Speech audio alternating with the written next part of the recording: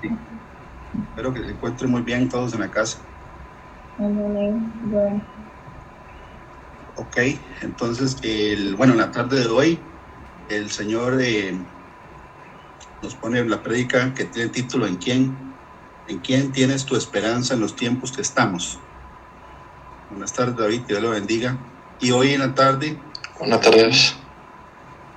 buenas tardes, Adriana nos va a presidir, entonces le paso la palabra a Adriana y nos ponemos de pie entonces para dar inicio y para orar juntos. Gracias, Fabricio.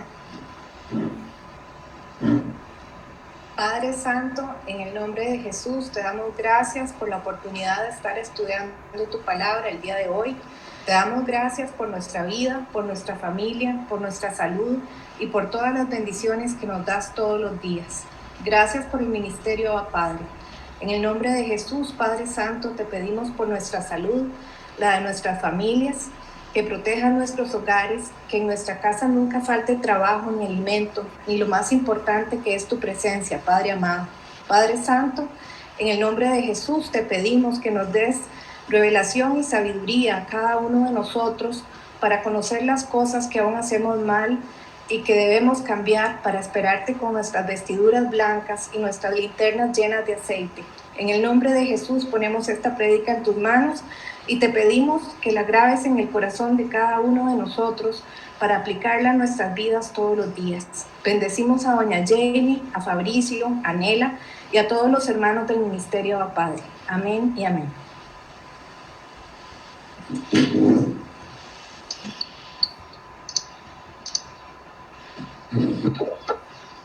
Amén. Ahora entonces vamos a...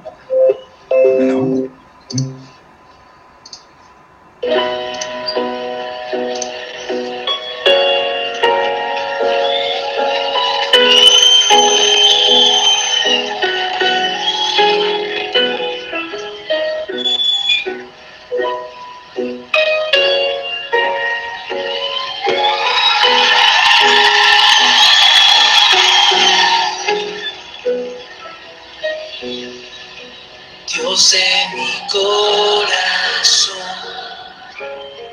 en ti encontré mi salvación. Tu gloria y majestad quiero siempre contemplar. Eres mi adoración y mi eterna canción. Todo mi interior es cautivado por tu amor.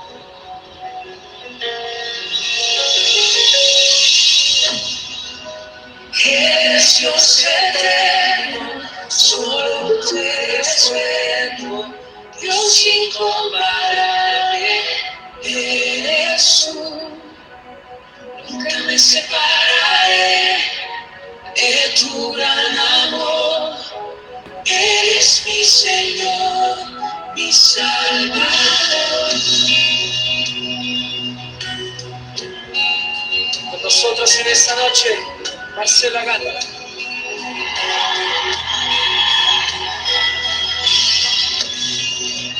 Dios en mi corazón, en ti encontré mi salvación. Gloria y majestad quiero siempre contemplar. Tú eres mi adoración y mi eterna canción. Todo mi interior es cautivado por tu amor.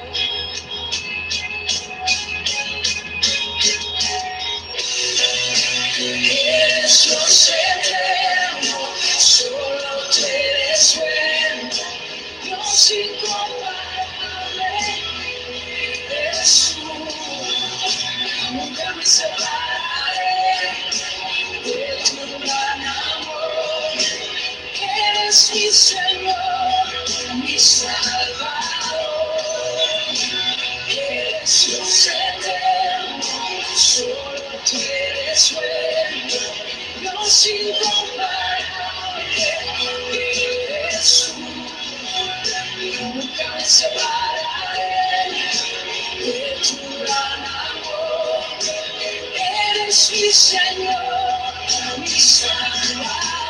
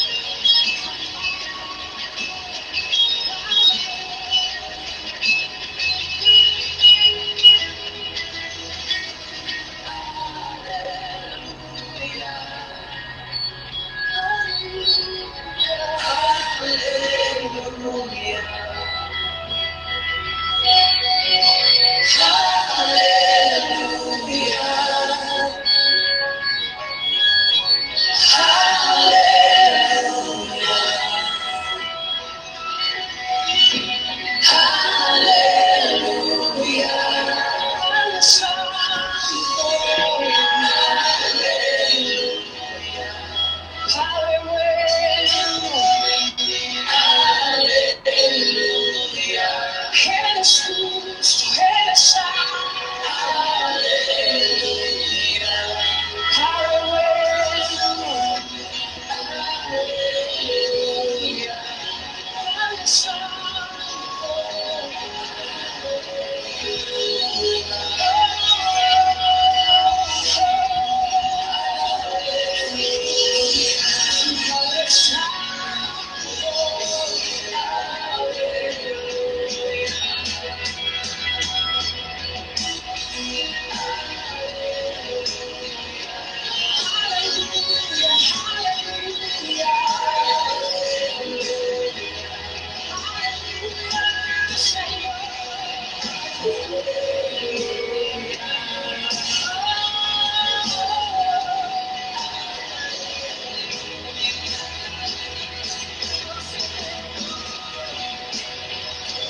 Dios eterno, solo tú eres bueno, Dios incomparable. Eres tú, nunca me separaré de tu gran amor.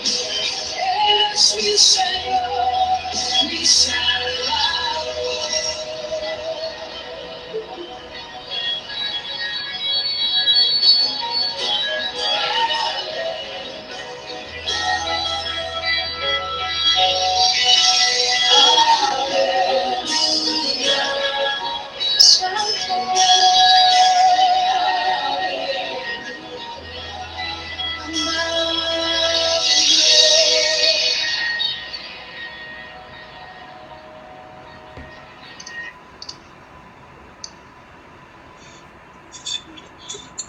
Gloria a Dios por la alabanza. Bueno, vamos a empezar. Padre Santo, en el nombre de Jesús, Señor, nuevamente te damos gracias por esta oportunidad de estar compartiendo, Señor, la palabra, Padre del cielo, a través de esta herramienta, Señor, de la tecnología.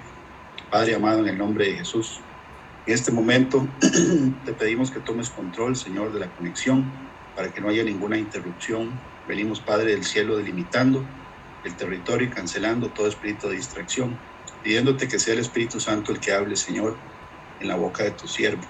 Yo en lo personal renuncio al yo, declarando que yo no soy nadie ni nada, sino solamente, Señor, un vaso de barro para tu gloria y para tu honra. Palabra en Lucas 12:12 dice, porque el Espíritu os enseñará en la misma hora lo que debáis decir. Señor, te ponemos esta prédica en tus manos, Señor, para que sea edificado el cuerpo de Cristo, Señor, y cada uno de nosotros reciba el mensaje. Te pido, Padre amado, en el nombre de Jesús, que pueda ser un mensaje, Señor, claro de mi parte y conciso. En el nombre de Jesús, gracias nuevamente. Amén. Ok, entonces, el tema que el Señor pone para hoy es en quién tenemos nuestra esperanza en los tiempos en que estamos. Y el Señor puso 5 versículos el día de hoy, y de ahí fue que se desarrolla toda la prédica y todo el mensaje. La Biblia dice en el libro de Jeremías 29, capítulo 29, versículo 11, el primer versículo que el Señor pone hoy, que dice: porque yo sé los pensamientos que tengo acerca de vosotros, dice Jehová, pensamientos de paz y no de mal, para daros el fin que esperáis. Y ahí, ese es el versículo inicial que el Señor dio. La palabra que viene traducida en la Reina Valera como pensamientos, ¿verdad? Es una palabra en hebreo que tiene, además de pensamiento, tiene otros significados. La palabra, H4284, que en hebreo se pronuncia Mahashabá, y también significa propósito, plan, intención, proyecto, diseño, y también significa trabajo curioso. Y precisamente eso es parte de lo que vamos a ver el día de hoy. Cómo el Señor tiene ya planes y tiempos establecidos, no solo para toda la humanidad, sino para cada uno de nosotros. Y ahí le está hablando de un contexto donde el pueblo de Israel estaba ya cautivo en el pueblo de Babilonia bajo el dominio de Nabucodonosor, y estaban apenas empezando el cautiverio de los 70 años, y les da esta frase de esperanza, ¿verdad? De que en algún momento van a recibir el fin de que ellos esperan. Entonces, la Biblia, por lo menos los 66 libros, ¿verdad?, que tenemos nosotros, es un compendio de 66 libros que hablan todos del mismo tema. Y si uno empieza a escudriñar, es un diseño que está integrado desde el principio hasta el final. Los 66 libros están conectados con una historia que en realidad tiene un diseño.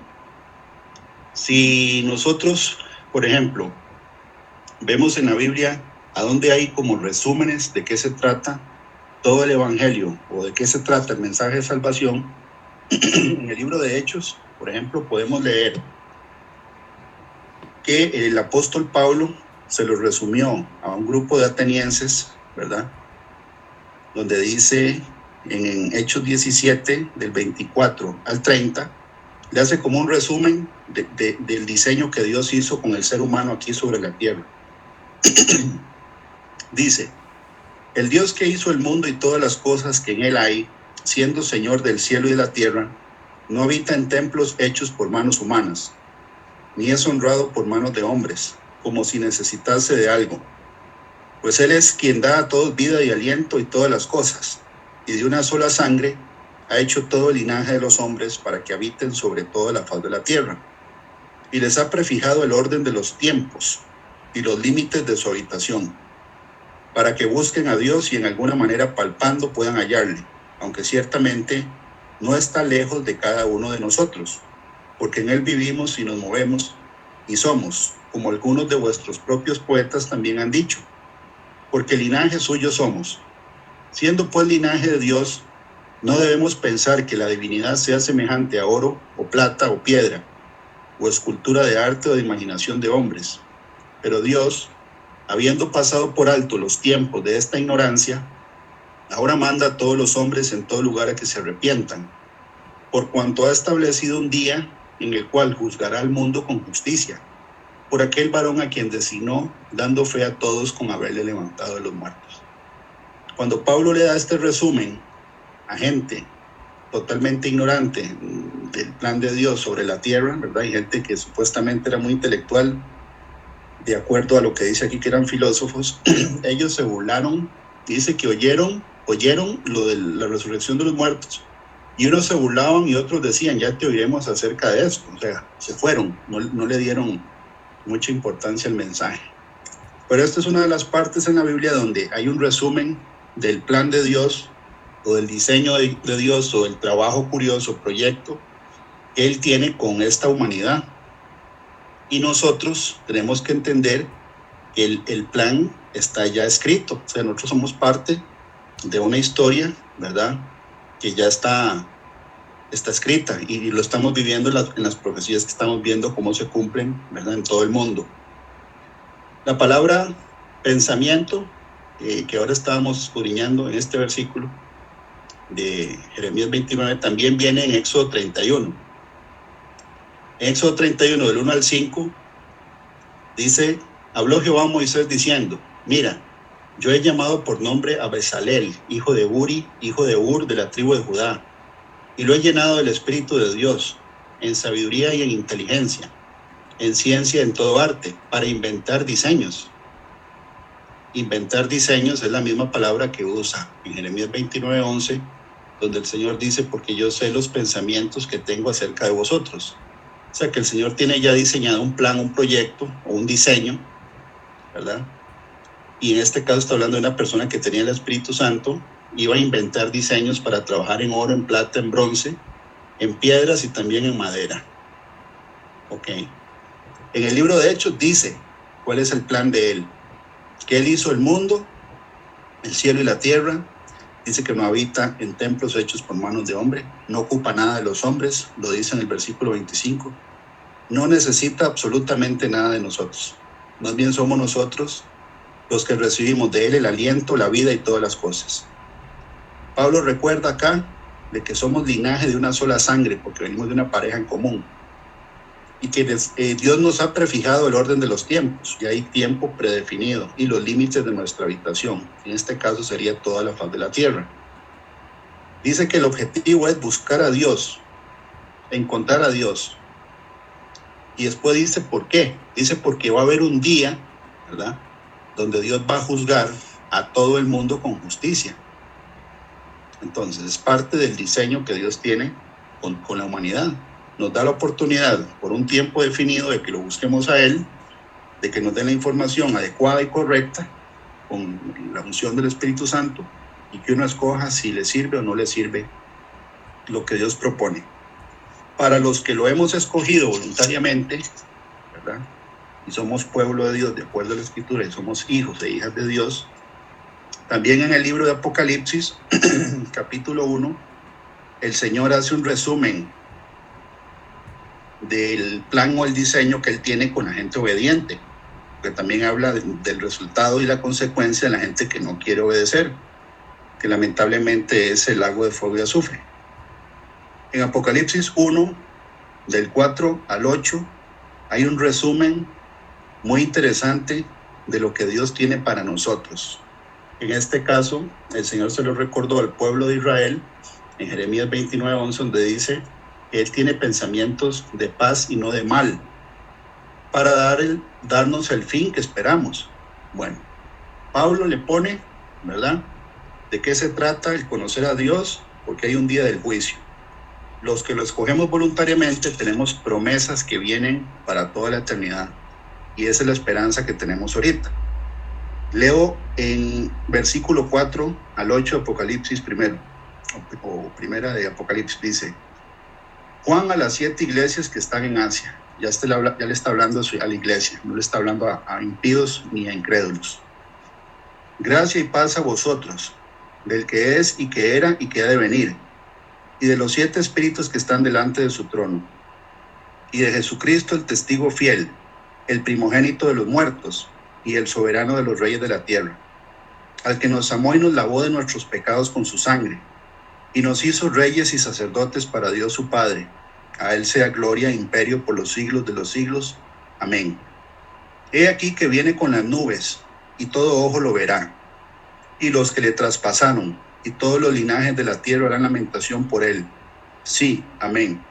Yo soy el alfa y el omega, principio y el fin, dice el Señor, el que es y que era y que ha de venir, el Todopoderoso.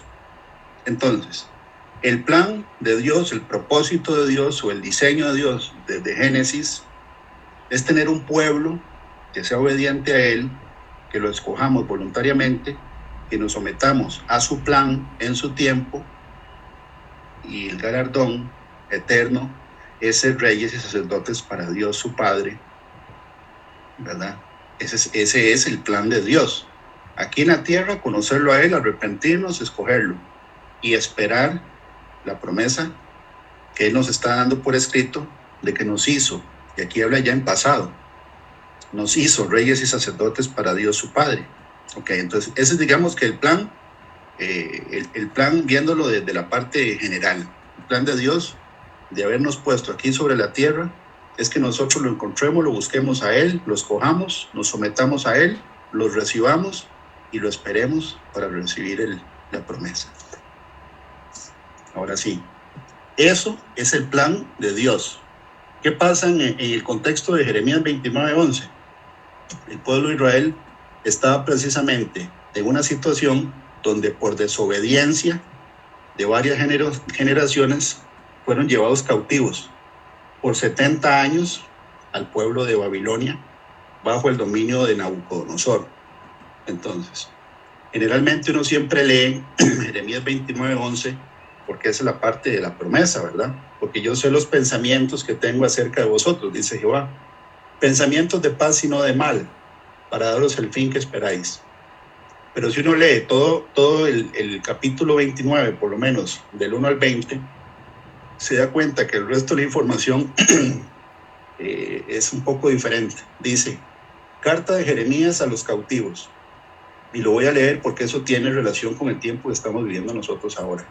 Porque el Señor quiere que recordemos en qué tiempo estamos viviendo y cuál es nuestra esperanza. Y que aunque todo alrededor se vea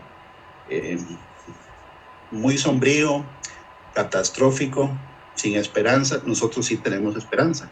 Porque estamos metidos en un propósito más grande, en un plan, en un diseño, en un trabajo curioso, ¿verdad?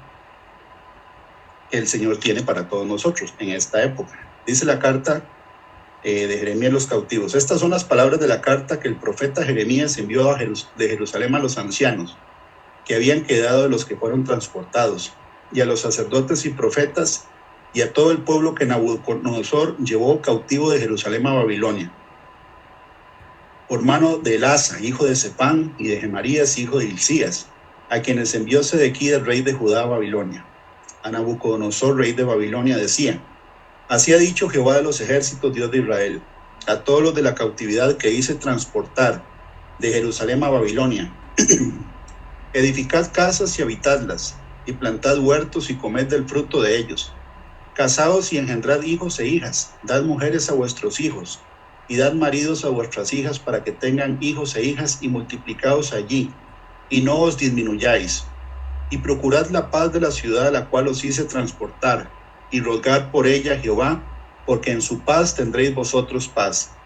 Porque así ha dicho Jehová de los ejércitos, Dios de Israel, no os engañen vuestros profetas que están entre vosotros, ni vuestros adivinos, ni atendáis a los sueños que soñáis, porque falsamente os profetizan ellos en mi nombre, no los envié, ha dicho Jehová.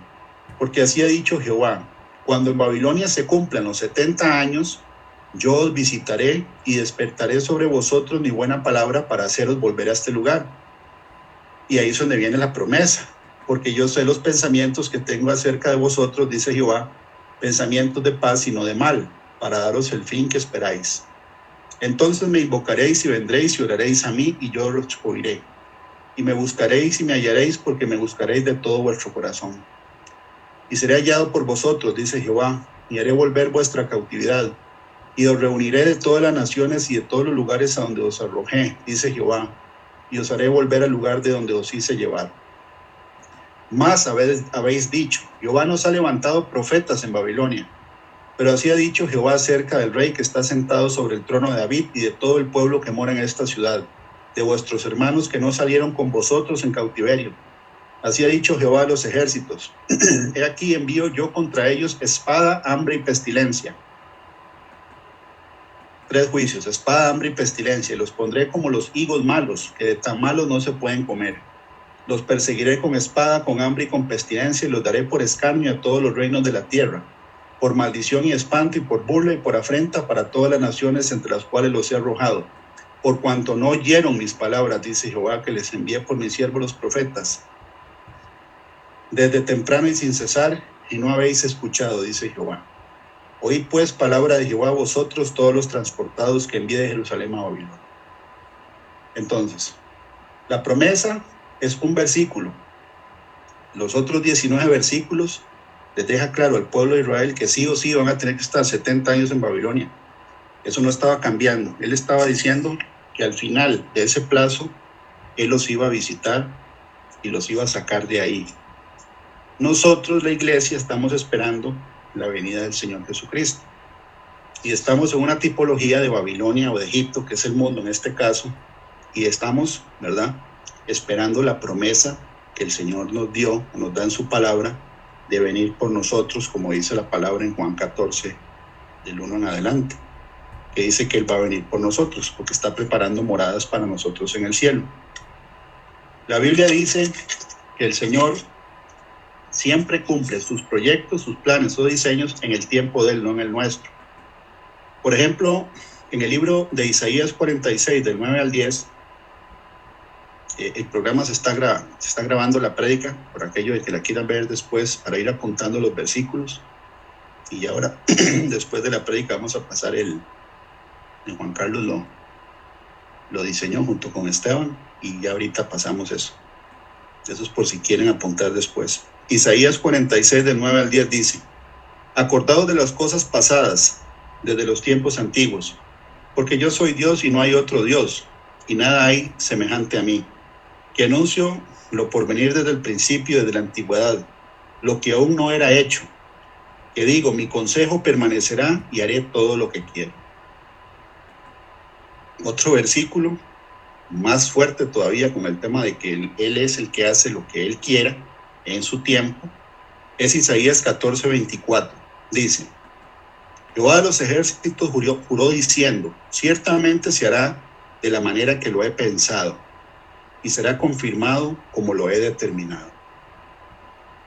Acá lo dice de una manera más contundente, de que Dios ya ha establecido planes, proyectos, ¿verdad?, que se cumplen, y tenemos nosotros, el pueblo de Israel y su historia, como una evidencia demostrable de que todo lo que el pueblo de Israel ha pasado en su historia como nación y también como pueblo sin nación, porque ellos estuvieron más o menos 1878 años sin nación, que fue del año 70 después de Cristo a 1948, el 14 de mayo, donde vuelven a ser nación.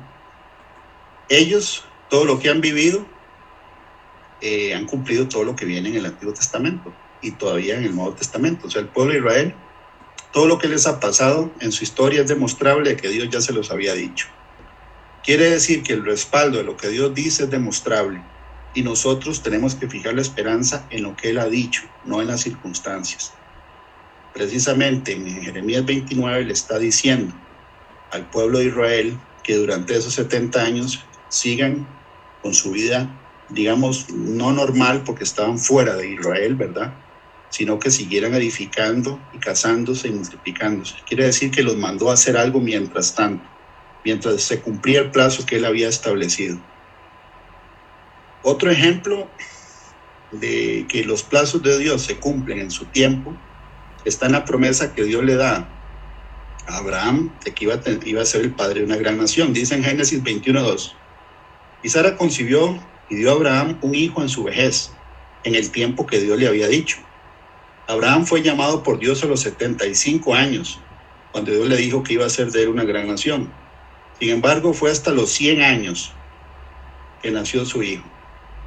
De Abraham esperó 25 años por la promesa.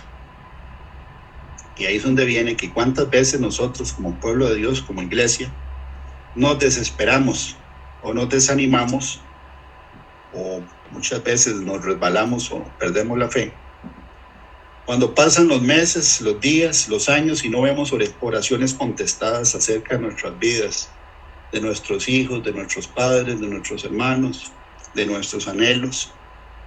Y la Biblia nos enseña que aunque no veamos algunas oraciones cumplidas en el tiempo que quisiéramos, los tiempos siempre son de Dios, no son nuestros. Como Abraham y con Sara. O sea, ellos esperaron 25 años para ver a Isaac. Salomón también lo pone por escrito en el libro de Eclesiastés, en el capítulo 3, versículo 11, dice: nosotros fuimos criados para los propósitos de Dios. Bueno, aquí es un comentario. Fuimos creados para los propósitos de Dios, para sus planes y proyectos, sus promesas de bendición son verdaderas y fieles durante el trayecto y los planes que Él tiene para con cada uno de nosotros. Pero los proyectos que Dios tiene, sus planes y pensamientos, están fuera de nuestro alcance. Muchas veces también fuera de nuestra comprensión.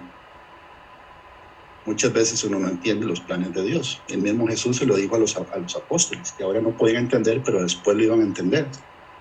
Eso es lo que pone Salomón en este versículo, que dice: todo lo hizo hermoso en su tiempo, y ha puesto eternidad en el corazón de ellos, sin que alcance el hombre a entender la obra que ha hecho Dios desde el principio hasta el fin.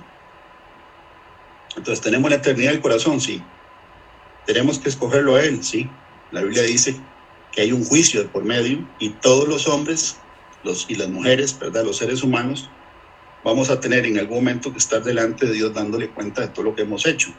Impíos y justos, dice la Biblia, unos de un lado y otros de otro. De eso se trata el Evangelio. Y después la promesa del plan de Dios es que nosotros vamos a ser reyes y sacerdotes para Dios, y esa es la promesa que hay que esperar. Esa es la esperanza que tenemos que poner los ojos nosotros ahorita, porque vamos a ver que ya los tiempos se están cumpliendo. Como el plazo que puso el Señor para los 70 años en Babilonia, como el plazo que Él definió para que Isaac naciera, se llega el tiempo donde se cumplen los plazos. En el Salmo 31, por ejemplo, que tiene un título que dice Declaración de Confianza, ese es el título del Salmo 31, en los versículos 14 al 15 dice lo siguiente: mas yo en ti confío, oh Jehová. Digo, tú eres mi Dios, en tu mano están mis tiempos. Líbrame de la mano de mis enemigos y de mis perseguidores. Y este versículo el Señor me lo ha dado mucho en estos años, cuando uno tal vez pierde el enfoque, ¿verdad?, de que todo se cumple en los tiempos de Dios. No por eso tenemos que dejar de orar, porque la Biblia dice orad sin cesar, pero los tiempos son de Dios. Y aquí dice, ¿verdad?, que los tiempos de uno están en las manos de Dios. Jeremías 29, el Señor le recuerda a su pueblo que quiso obedecerlo, ¿verdad?, que su proyecto, su plan, su diseño, sus pensamientos son para el bien de ellos. O sea, Dios no hizo la creación para destruir al hombre. Ese no es el objetivo. El objetivo está por escrito en la Biblia, es que nosotros lo escojamos a Él voluntariamente. Sí, vamos a tener que padecer como cristianos, está garantizado en la Biblia. Nos van a perseguir, nos van a aborrecer, nos van a hacer a un lado, nos van a probar, Dios nos va a probar. Pero es un propósito y un plan y un diseño que Dios estableció. Y uno tiene que entender que van a haber distractores también. El objetivo de Dios no es destruir la humanidad, Él no hizo la humanidad para destruirla. Ese no es el objetivo de Dios. Por eso es que Él dice que Él tiene pensamientos de paz y no de mal, para darnos el fin que esperamos. ¿Cuál es el fin que esperamos? La salvación y la eternidad. Pero hay que tener en cuenta que van a haber distractores. Okay. ¿Qué estamos anhelando nosotros? ¿Qué estamos esperando? En el caso de Jeremías 29, ellos estaban empezando su cautiverio, y obviamente lo que iban a esperar por 70 años es la liberación del cautiverio de Nabucodonosor. Y así sucedió cumplidos los 70 años determinados por Dios. El Señor les dice esto para que tengan esperanza de que su cautiverio va a pasar, para que se ocupen en lo que Él les ordenó, sabiendo que serán liberados al cumplirse su plan en su tiempo. ¿Qué significa la palabra esperanza? Dos definiciones que encontré acertadas, digamos. Una, estado de ánimo, que surge cuando se presenta como alcanzable lo que se desea. Tiene que ver con el ánimo. Como lo hablamos el sábado pasado, el tema de no tener amargura en el corazón, que sería la representación de la hiel de amargura en vez de óleo de alegría, ¿verdad? Aquí dice que es el estado de ánimo que surge cuando se presenta como alcanzable lo que se desea. Y eso es lo que estamos viendo, que se acerca la venida del Señor, porque toda la profecía se está cumpliendo. Segunda definición, dice que es una virtud por la que se espera que Dios otorgue los bienes que ha prometido. Abraham esperó 25 años, el pueblo de Israel en Egipto esperaron 430 años para la liberación, Y nosotros yo creo que vamos a tener que esperar mucho menos que ese tiempo, porque todas las profecías están cumpliendo muy rápido. En el Nuevo Testamento leemos también palabras proféticas del Señor Jesús acerca de tiempos predefinidos por Dios para que se cumplan. Y luego Él anuncia eventos que los discípulos de ayer y los discípulos de hoy nos deberían de llenar de esperanza, de expectativa acerca de las buenas noticias de vida eterna, porque de eso se trata. Las buenas noticias del Evangelio son buenas noticias de salvación. En Lucas 21, el Señor le dijo a unos que hablaban de que el templo estaba adornado de hermosas piedras y ofrendas votativas: en cuanto a estas cosas que veis, les digo, días vendrán en que no quedará piedra sobre piedra, que no sea destruida. Y serán llevados cautivos a todas las naciones, y Jerusalén será hollada por los gentiles hasta que los tiempos de los gentiles se cumplan. Aquí habla de un plazo que está relacionado con los gentiles, o sea, los que no somos judíos. Dice en el versículo 27, entonces verán al Hijo del Hombre que vendrá en una nube con gran poder y con gran gloria. Cuando estas cosas comiencen a suceder, erguíos y levantad vuestra cabeza, porque vuestra redención está cerca. Esta es nuestra esperanza en estos momentos de prueba. Estamos siendo probados como iglesia. Todavía no estamos en la gran tribulación, pero estamos en el tiempo de dolores. Y nosotros tenemos que tener la vista puesta en Jesús y no en lo que está pasando en el mundo. Las cosas del mundo van a pasar, porque ciertamente los juicios de Dios están cayendo sobre toda la tierra. Y estos apenas están empezando a tomar fuerza. Por ejemplo, una profecía en sí misma, en una historia en sí misma, es la tipología del rey Nabucodonosor, que tenía cautivo al pueblo de Israel, o lo tuvo cautivo por 70 años. El nombre Nabucodonosor significa el que guarda o el que cuida la corona de Nebo. Nebo era una deidad de Babilonia, así como Bel, de ahí viene la palabra obelisco, ¿verdad? Que es ese símbolo que usan mucha gente en algunas capitales del mundo, de los países. El nombre Nabucodonosor en sí mismo tiene un significado, que es el que guarda la corona de Nebo, que era el dios de esta gente, de los babilonios. Es claramente Nabucodonosor una tipología del anticristo. Hasta una imagen de él mismo se hizo este rey, en una clara representación a la imagen de la bestia de Apocalipsis 13.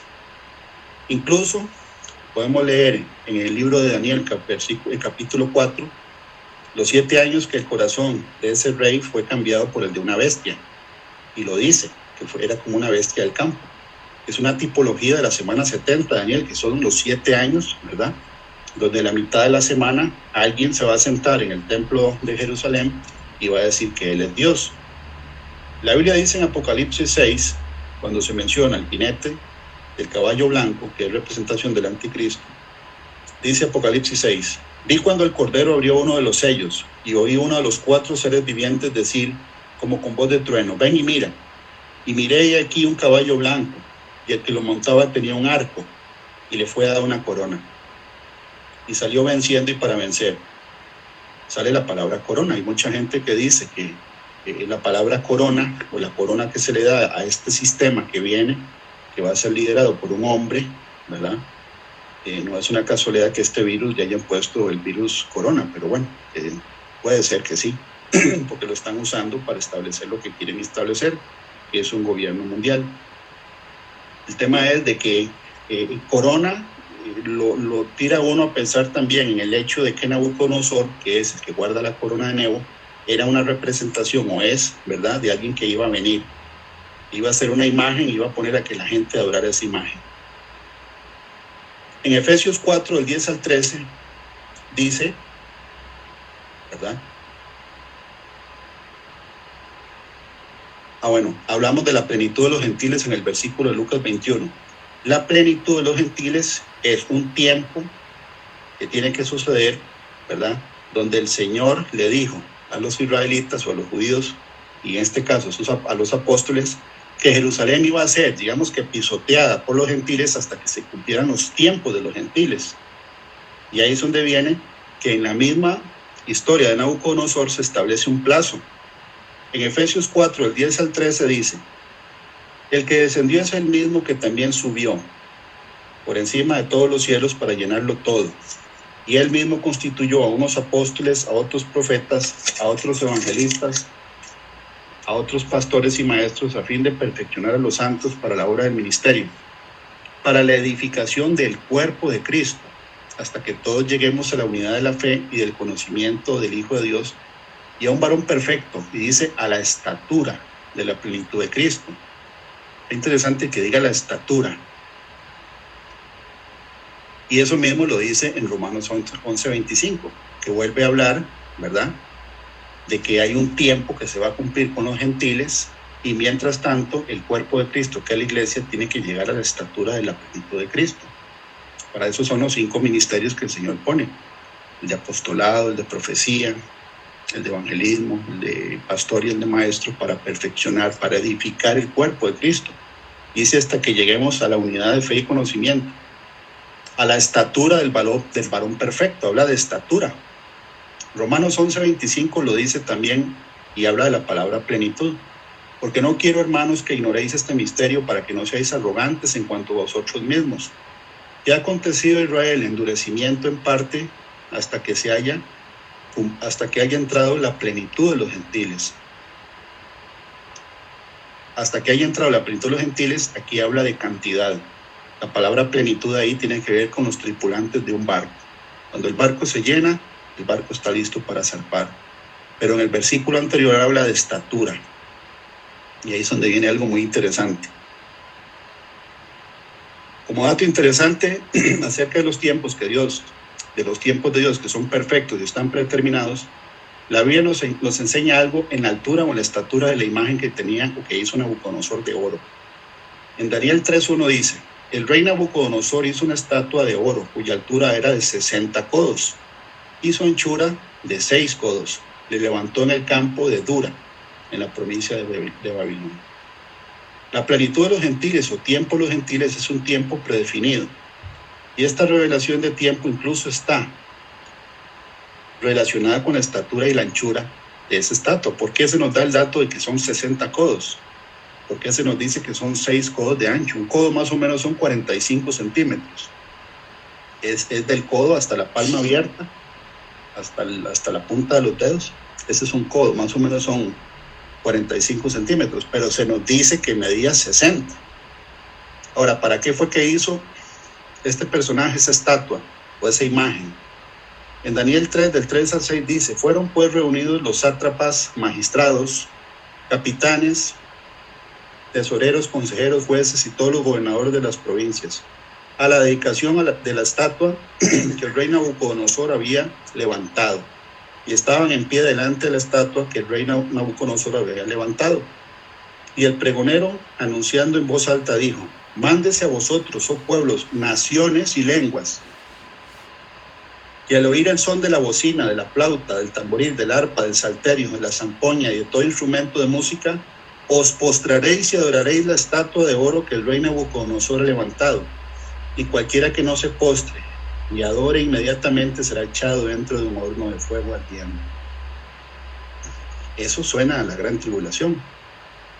Ahora, si uno analiza en la historia, la estatura de esa imagen tiene que ver con lo que duró el imperio babilónico desde su origen hasta la venida de Jesucristo. 600 años antes de Cristo fue que empieza, de acuerdo a la historia. De hecho, fue en el 605. Pero ahí es donde viene un dato interesante de que, de acuerdo a la información, cuando la Iglesia romana establece el calendario juliano y después el calendario gregoriano, no pusieron exactamente la fecha o el año del nacimiento de Jesús. Todo indica que Jesús nació 4 años antes del año 1 y no lo corrigieron porque el argumento era que si no tenían que corregir todos los libros de historia de ahí para atrás.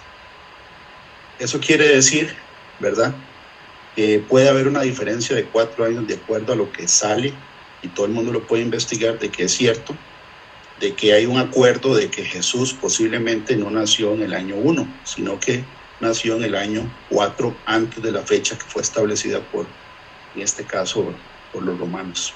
El imperio entonces babilónico, 600 años antes de Cristo, hasta que llega Jesús, fueron 600 años. Entonces uno dice, mira, la estatura de la estatua que hizo Nabucodonosor tenía que ver con una línea de tiempo hasta la venida del Señor. Porque el mismo sueño que tuvo Nabucodonosor de la estatua con los diferentes imperios, al final venía una piedra y rompía la estatua. Bueno, esa es una tipología, pero si lo vemos de una manera más amplia, ¿verdad? La Biblia dice en el Salmo 94, porque 1000 años delante de tus ojos son como el día de ayer que pasó. Segunda de Pedro 3:8 también dice, mas oh hermanos, no ignoréis esto, que para el Señor un día es como 1000 años y 1000 años como un día. Cuando leemos, por ejemplo, Apocalipsis 20, nos damos cuenta de que va a haber un evento en la historia. Después de la gran tribulación viene un reino de 1000 años del Mesías junto con nosotros. Eso está en la Biblia. Y como leímos ahora en el libro de Isaías, el Señor define desde el principio todo lo que va a pasar. Entonces, ¿por qué el Señor duró 6 días haciendo la creación y descansó el séptimo? El Señor pudo haber hecho el universo en un segundo y no tiene que descansar nunca. No, eso es tipología de que el Señor desde Génesis está estableciendo una línea de tiempo donde el séptimo día, que es el Shabbat, es representación de los 1000 años que vamos a reinar con Cristo. ¿A dónde lo dice? Apocalipsis 20 dice, en versículo 4, y vi tronos y se sentaron sobre ellos los que recibieron facultad de juzgar, y vi las almas de los decapitados por causa del testimonio de Jesús y por la palabra de Dios, los que no habían adorado a la bestia ni a su imagen, y que no recibieron la marca en sus frentes, ni en sus manos, y vivieron y reinaron con Cristo 1000 años. De acuerdo a la Escritura, estos 1000 años son la representación del día séptimo de la creación, donde Dios dice así en Génesis 2:1, fueron pues acabados los cielos y la tierra. Dice la palabra acabados, como dando a entender que al final del sexto milenio iba a pasar algo, que eso es lo que estamos nosotros ya llegando. Sabemos que Jesús vino aproximadamente hace 2020 años, de acuerdo a lo que dice ¿verdad? La historia. Hay 4 años de diferencia, pero sabemos que ya pasaron 2000 años desde que Él vino. Que la Biblia le dice que esos 2000 años son los postreros días, son los últimos días del plan de Dios, de acuerdo a ese plan de establecer toda la historia en 7 días, donde el día séptimo representa el milenio. Génesis 2:1 dice, fueron acabados pues los cielos y la tierra y todo el ejército de ellos. Y acabó Dios en el día séptimo la obra que hizo, y reposó el día séptimo de toda la obra que hizo. Y bendijo Dios al día séptimo y lo santificó, quiere decir que lo separó, porque en él reposó de toda obra que había hecho en la creación.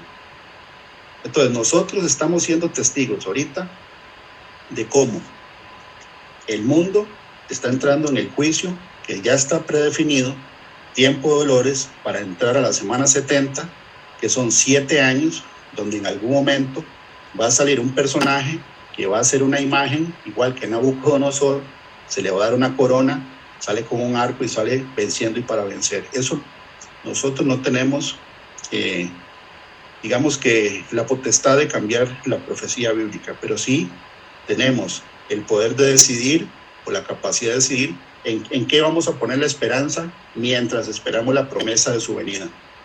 El sexto milenio, de hecho, los judíos tienen en su calendario que según ellos vamos por el año 5781. Hay gente que sostiene que el conteo de ellos está mal, pero bueno, nosotros que tenemos otro calendario, ¿verdad? Tenemos que saber que de acuerdo a Mateo 24 las señales se están cumpliendo. Una señal que dice la Biblia en Mateo 24 es tener los ojos en la higuera, que es Israel. Dice, de la higuera aprender la parábola, que cuando la higuera esté verde, ¿verdad? Y tenga renuevos, que hay que saber que el verano está cerca. Israel vuelve a ser nación en el año 1948. Entonces ya la higuera volvió a existir en el sentido de que Israel ya es una nación desde el 48 y han pasado 72 años hasta hoy. Y la Biblia dice que una generación, y sale en el Salmo 90, es de 70 a 80 años, los más robustos, y pronto pasan y después volamos. Es como diciendo el Señor, esto es lo que dura una generación después de que la higuera va a rebrotar o a retoñar.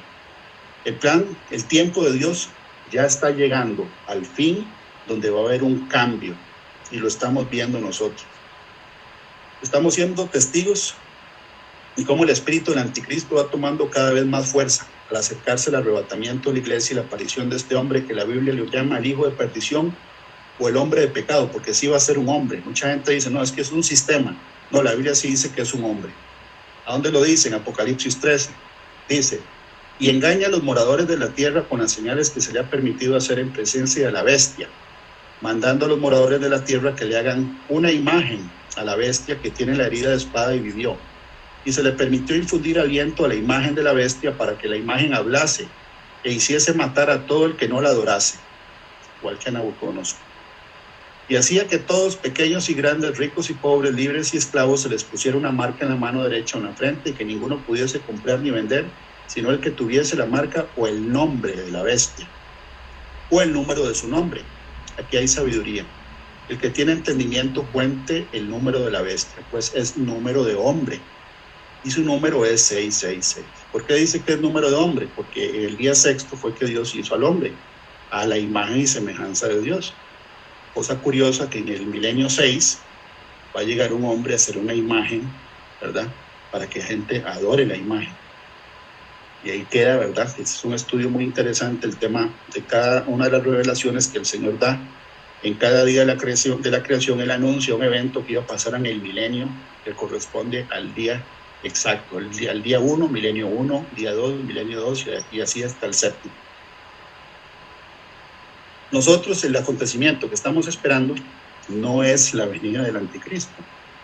Solo lo estoy comentando para ubicarnos, ¿verdad?, de que eso va a suceder aunque nosotros no querramos. Nosotros estamos esperando a Jesucristo, no al anticristo. Esa es nuestra esperanza. El libro de Romanos 5:5 dice, y la esperanza no avergüenza, porque el amor de Dios ha sido derramado en nuestros corazones por el Espíritu Santo que nos fue dado. Esto fue el segundo versículo que el Señor dio para la prédica de hoy. Que la esperanza no avergüenza. Y hay que poner atención en qué tenemos nuestra esperanza, porque si no, sí vamos a ser avergonzados, dice la Biblia.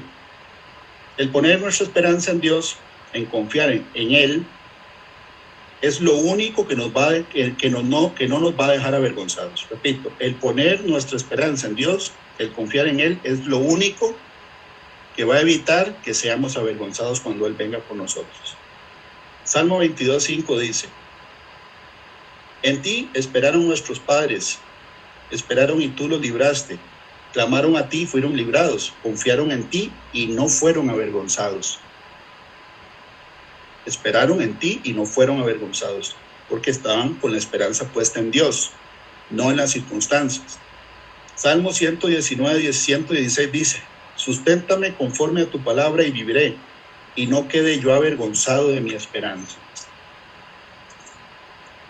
Otra vez, esperanza y avergonzado salen en el mismo versículo. Por ejemplo, la Biblia dice, ¿cuál es? En primera de Juan 2:28 dice, y ahora, hijitos, permaneced en Él, para que cuando se manifieste tengamos confianza, para que en su venida no nos alejemos de Él avergonzados.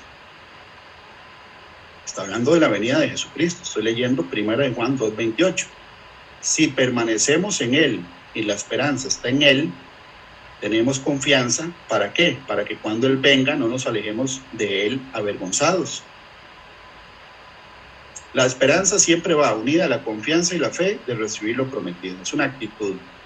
Ahora, si ponemos nuestra esperanza en el mundo, en las riquezas, en nuestras capacidades humanas o en otras personas, sí vamos a ser avergonzados. Lo dice en Isaías 30. Dice la futilidad de confiar en Egipto. Futilidad es inútil. O sea, la inutilidad de confiar en Egipto. En el mundo. Que el banco, que la estructura, que esto, que lo otro. No, eso ahorita se va a ir poniendo cada vez peor porque está diseñado el plan del enemigo para hostigar a todo el mundo con el tema de impuestos, con el tema económico, para ir prensando a la gente para que en algún momento la desesperación sea tal que la gente más bien anhele la marca y quiera participar porque está desesperada. Pero nosotros no tenemos la esperanza en Egipto. Ejemplo, el pueblo de Israel en Babilonia ya habían perdido sus riquezas, sus tierras, su familia, ya no tenían, digamos que más que perder, pero Dios los protegió estando ahí en Babilonia. Más bien le dice, no, sigan haciendo lo que yo les digo, en algún momento los voy a sacar de aquí. Bueno, ellos no se desesperaron, algunos no hicieron caso, y ahí es donde les mandaron espada, hambre y pestilencia, a los desobedientes, pero a los obedientes no les mandó eso. Isaías 30 dice, ay de los hijos que se apartan, dice Jehová, para tomar consejo y no de mí, para cobijarse con cubierta y no de mi espíritu, añadiendo pecado a pecado, que se apartan para descender a Egipto y no han preguntado de mi boca, para fortalecerse con la fuerza de Faraón y poner su esperanza en la sombra de Egipto. Pero la fuerza de Faraón se os cambiará en vergüenza y el amparo en la sombra de Egipto en confusión. Entonces, si uno, en vez de confiar en Dios, de poner la esperanza en Dios, sale y pone la confianza en Egipto, en el mundo, va a quedar avergonzado, porque aquí dice, se os cambiará en vergüenza.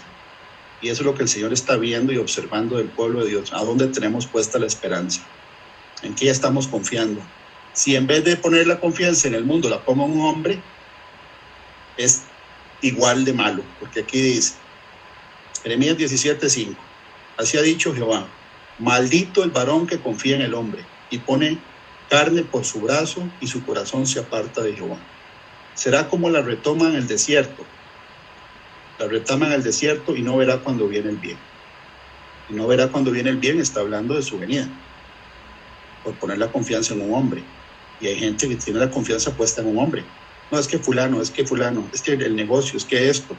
No, el mundo nos va a avergonzar, los hombres nos van a avergonzar, porque cuando el Señor establece sus juicios sobre un imperio, en este caso sobre toda la tierra, Él va a ir quitando todos los dioses paganos que representan las riquezas, las personas, las empresas, etc. Y eso es lo que dice que va a suceder durante la gran tribulación. Segunda de Timoteo 4, Dios dice, y eso lo dice el apóstol Pablo, porque Demas, una persona, me ha desamparado amando este mundo. O sea, habían discípulos de Pablo que se apartaban y se devolvían al mundo porque el mundo los jalaba tanto que ya no querían servir a Dios. Y eso está pasando con mucho pueblo de Dios en este momento, porque estamos siendo probados. Si escoge uno el mundo en vez de servir a Dios, van a ser avergonzados. ¿Qué significa Demas? Significa gobernador del pueblo. Interesante el significado del nombre de Demas. Si confiamos en nuestra propia sabiduría, eso es lo mismo. Proverbios 3 del 5 al 8 dice, fíate de Jehová de todo tu corazón y no te apoyes en tu propia prudencia. Reconócelo en todos tus caminos y Él enderezará tus veredas. No seas sabio en tu propia opinión. Teme a Jehová y apártate del mal, porque será medicina a tu cuerpo y refrigerio para tus huesos. Aquí habla de que es hasta medicina para uno, el no confiar o no enfiarse en mis propios razonamientos, sino, la Biblia dice, encomienda a Jehová tu camino, confía en Él y Él hará. Pero si yo no lo consulto, no lo tomo en cuenta y confío en mi propia sabiduría, en un hombre, en el mundo, pues ya vamos a ver que en las riquezas nos van a avergonzar cuando el Señor venga. El Señor entonces nos pregunta hoy, ¿en qué o en quién tenemos fijada nuestra esperanza? En los tiempos en que estamos. Por eso vimos la analogía de la estatua de Nabucodonosor con los 60 codos. De acuerdo a la Biblia, estamos llegando al final del sexto milenio. Es el sexto día. Ya viene el séptimo día, que es el milenio, el reino de Dios sobre la tierra. Y aún así va a haber gente que se pierde en el milenio. Está en Apocalipsis 21. El Señor nos recuerda que no debemos tener miedo. Este es el tercer versículo que mandó el Señor. Nos recuerda que no debemos tener miedo, sino tener gozo, porque está cercana a su venida. Y es cierto, cuando suene la trompeta y nosotros salgamos de esta tierra, el gozo que vamos a sentir, yo ni siquiera me lo puedo imaginar, pero tiene que ser muy refrescante, a pesar de lo que vayamos a ver y estamos viendo. Salmo 27, del 1 al 3 dice, Jehová es mi luz y mi salvación. ¿De quién temeré? Jehová es la fortaleza de mi vida. ¿De quién he de atemorizarme? Cuando se juntaron contra mí los malignos, mis angustiadores y mis enemigos, para comer mis carnes, ellos tropezaron y cayeron. Aunque un ejército acampe contra mí, no temerá mi corazón. Aunque contra mí se levante guerra, yo estaré confiado. Y este versículo me llamó mucho la atención porque habla de guerra al final. Bueno, ahí es donde viene que hay varias posiciones con el tema de una profecía de Ezequiel 38 que habla de una guerra donde va a participar Turquía, Irán, Rusia, Siria y Irán, Rusia, Siria, Turquía. Y ya están todos en Siria, están ya establecidos ahí. Que el Señor esté anunciando que eso sea parte de lo que viene pronto es muy probable, porque el Señor lo anunció en Mateo 24 que iban a haber guerras y rumores de guerras. Tenemos que estar preparados para eso y aún así la Biblia dice que no tenemos que tener miedo. Dice, aunque un ejército acampe contra mí, no temerá mi corazón, aunque contra mí se levante guerra, yo estaré confiado. Romanos 8 dice, Romanos 8, del 15 al 25, pues no habéis recibido el espíritu de esclavitud para estar otra vez en temor, sino que habéis recibido el espíritu de adopción por el cual clamamos Abba Padre, porque en esperanza fuimos salvos, pero la esperanza que se ve no es esperanza, porque lo que alguno ve, ¿para qué esperarlo? Pero si esperamos lo que no vemos, con paciencia lo guardamos. Entonces aquí está hablando el Señor de que la paciencia de esperar y tener la esperanza de algo que no hemos visto el rapto todavía, pero lo vamos a ver.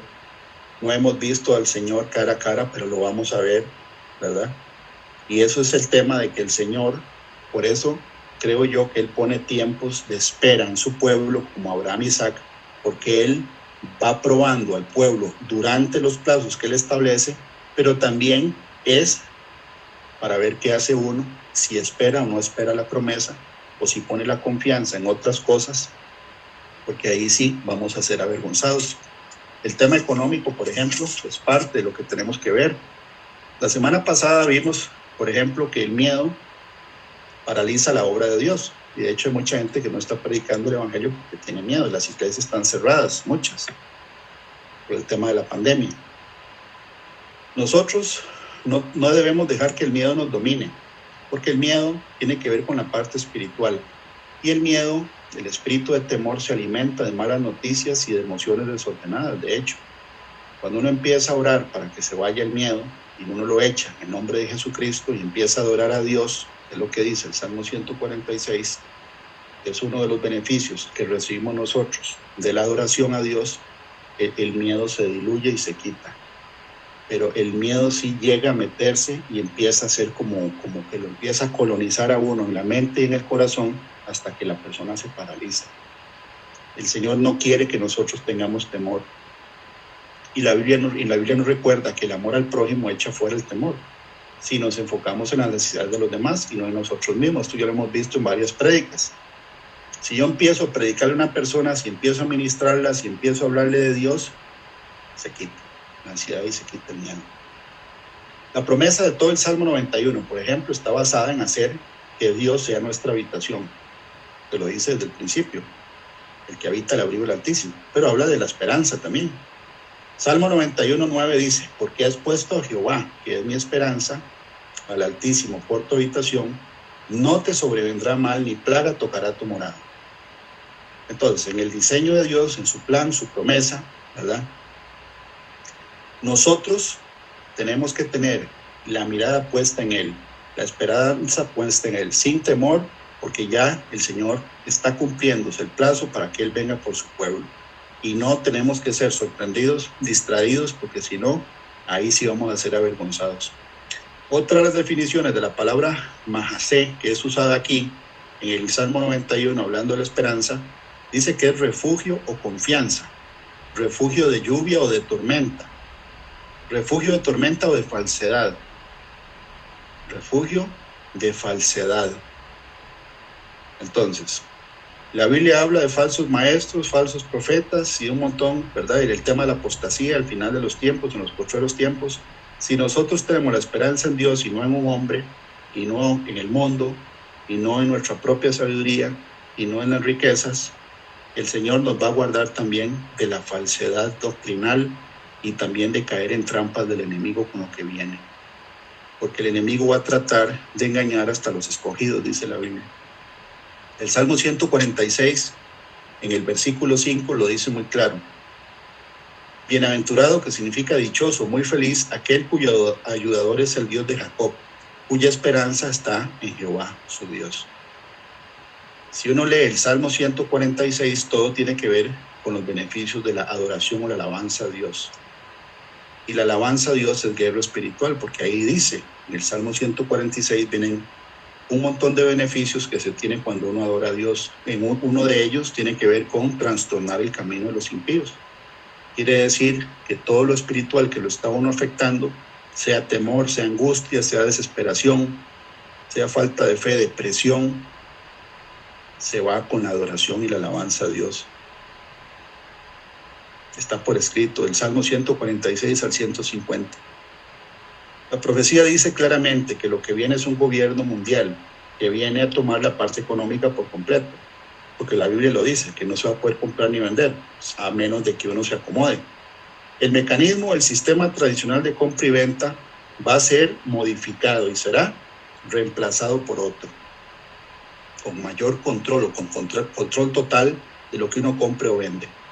La situación económica mundial estaba ya mal antes de la pandemia, y con la pandemia está a punto de colapsar, precisamente porque es parte del plan para establecer una sola economía mundial. No debemos poner nuestra esperanza en el dinero o en los bienes materiales tampoco.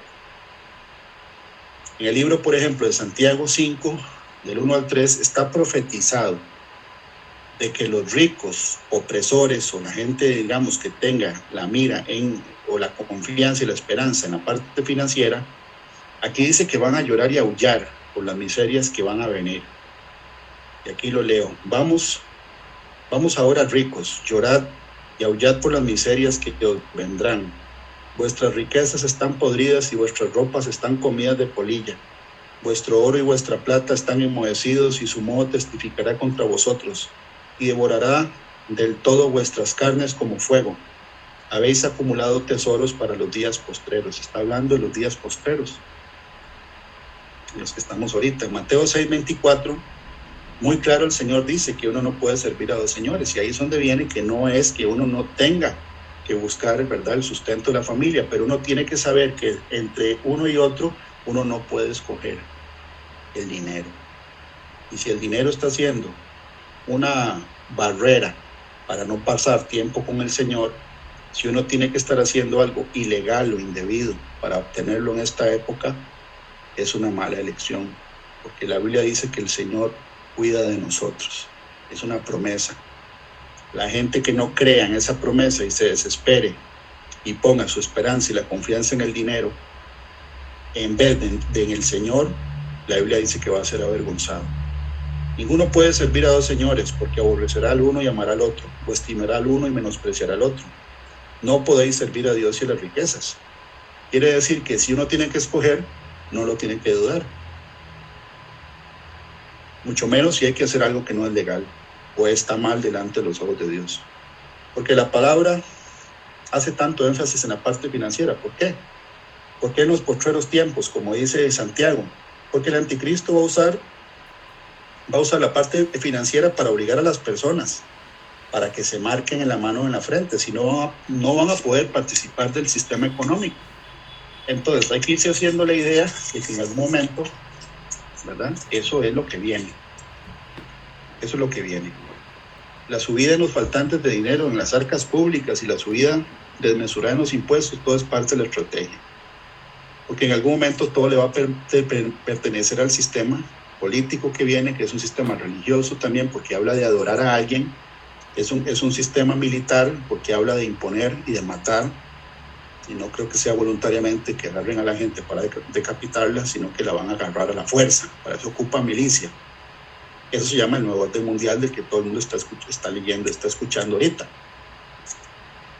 Si nosotros, por ejemplo, los que hemos estudiado la parte del día de la ira de Dios, leemos con detenimiento el libro de Ezequiel, capítulo 7, y aquí ya casi voy a terminar, el libro de Ezequiel 7 lo dice muy claro.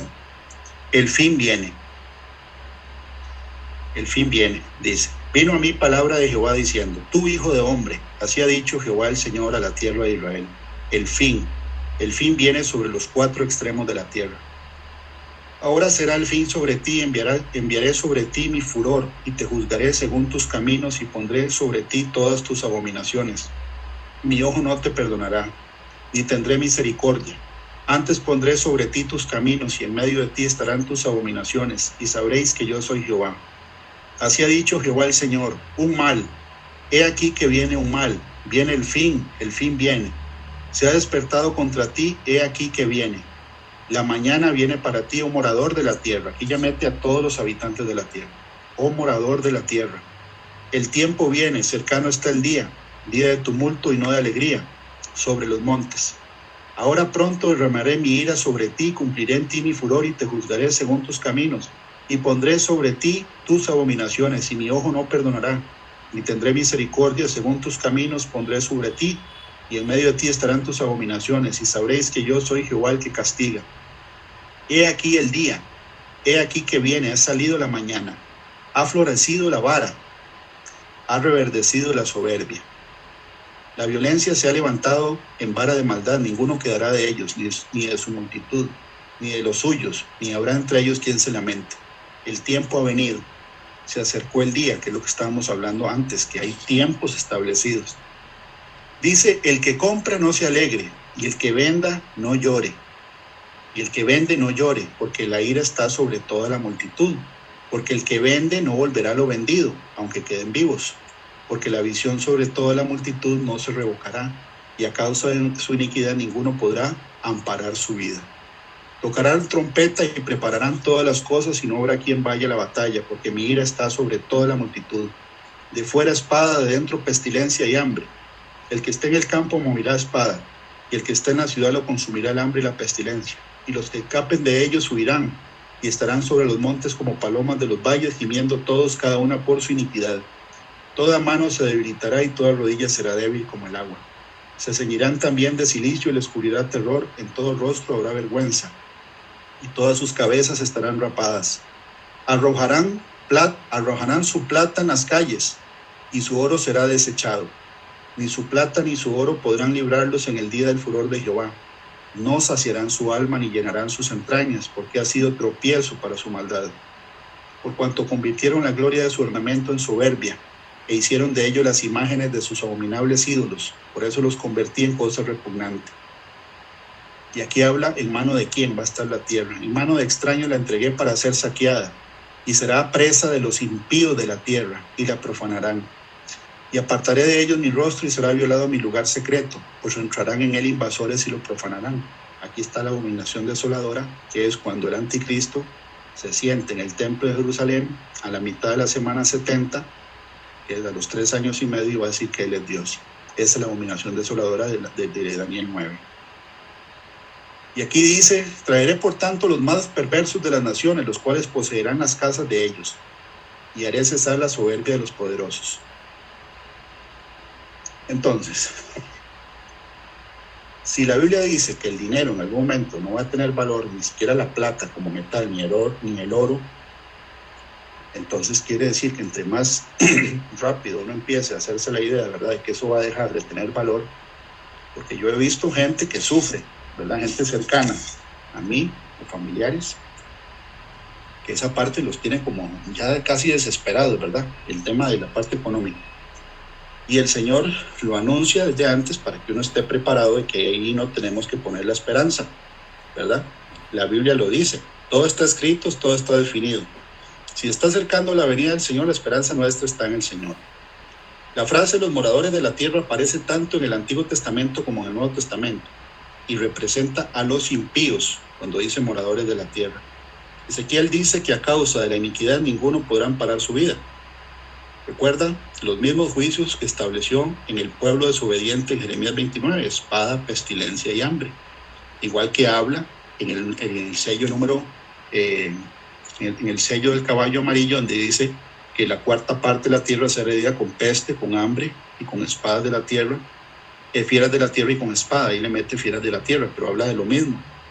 En el versículo 21 dice que en manos de extraños, y que será saqueada, y será presa, o sea, víctima de los impíos de la tierra. Eso es lo que viene.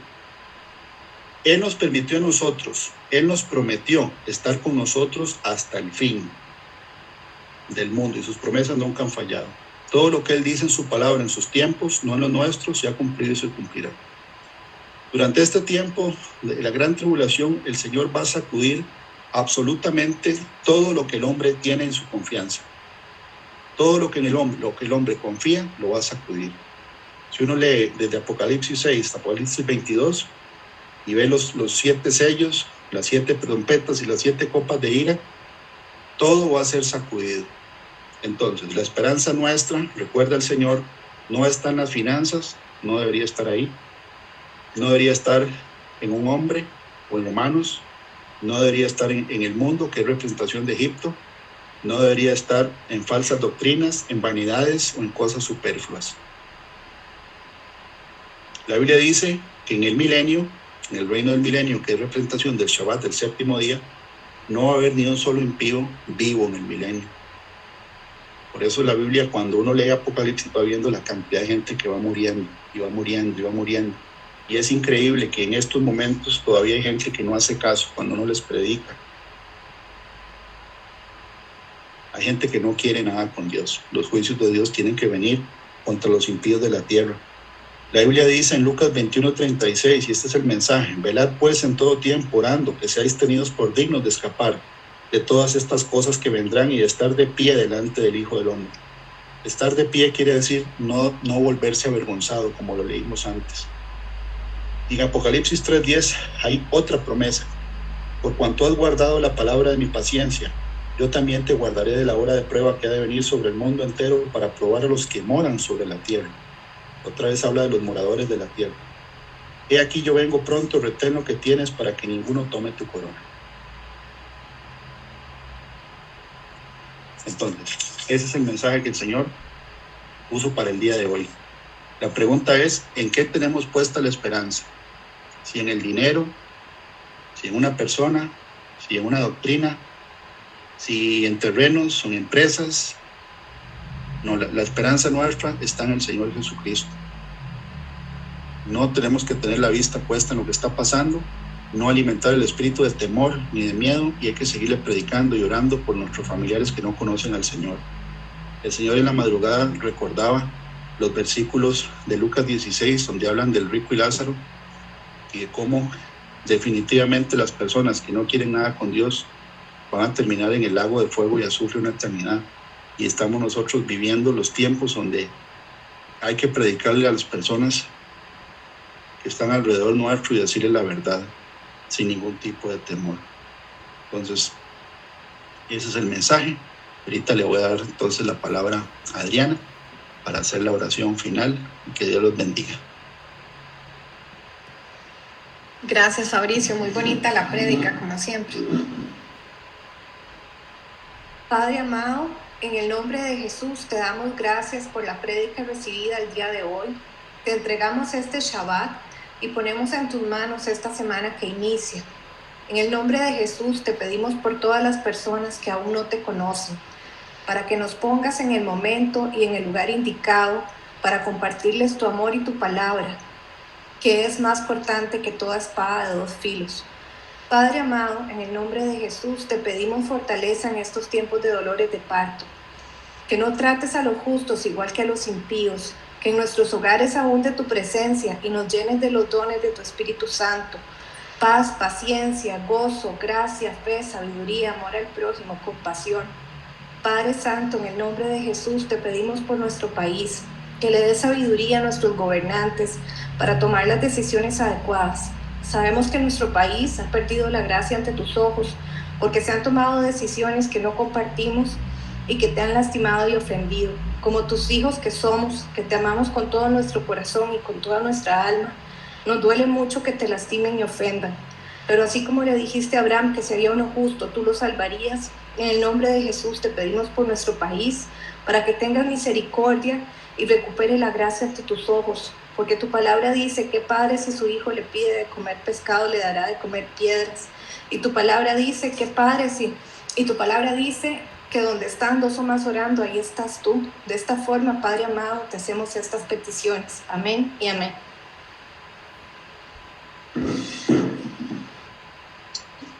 Amén. Muchísimas gracias, Adriana. Que Dios la bendiga. Y buenas tardes a todos. Que pasen una semana llena de bendición y poniendo la esperanza en el Señor siempre. No toque nada ahí. Chao, Pauli. Hasta luego, Felipe. Gracias. Dios los bendiga.